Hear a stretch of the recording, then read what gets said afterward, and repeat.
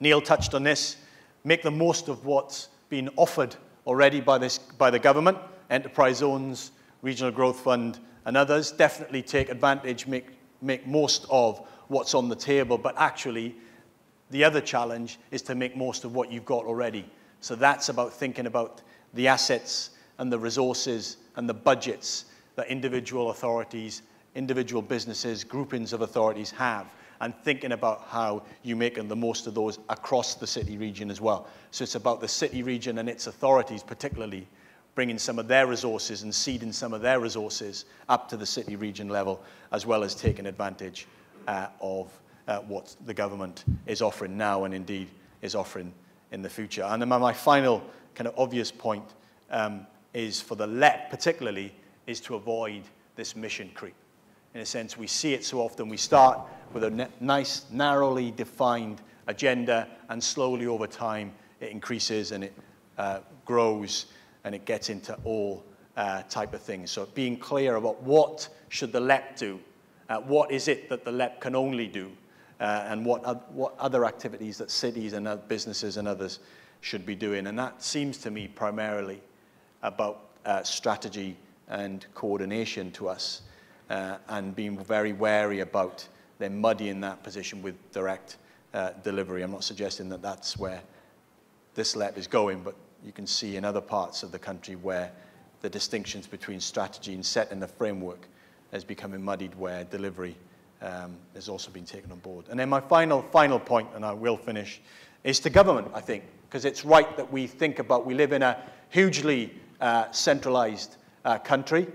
This government is trying to do something about that, which we applaud them for, but nevertheless, as we currently stand, and for the foreseeable future, the significant issues around finances and policy will have a significant contribution and role for national government. And that's the first point. National government needs to be a player in this, not one that says, our devolution agenda essentially hands it over to you, good luck.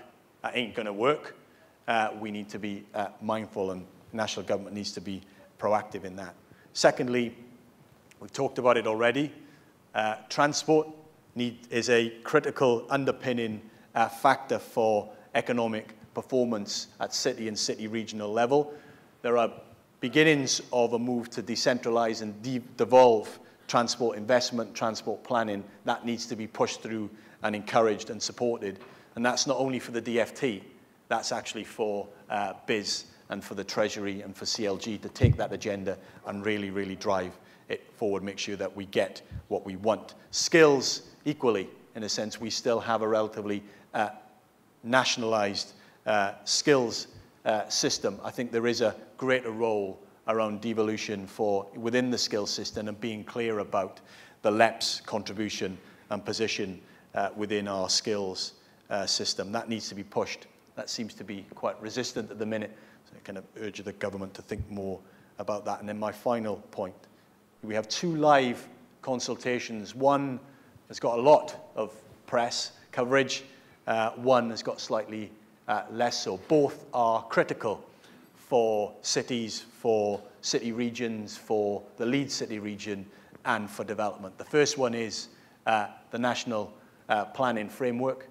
We've had wonderful conversations via the press around whether it's too pro-development or not enough pro-development.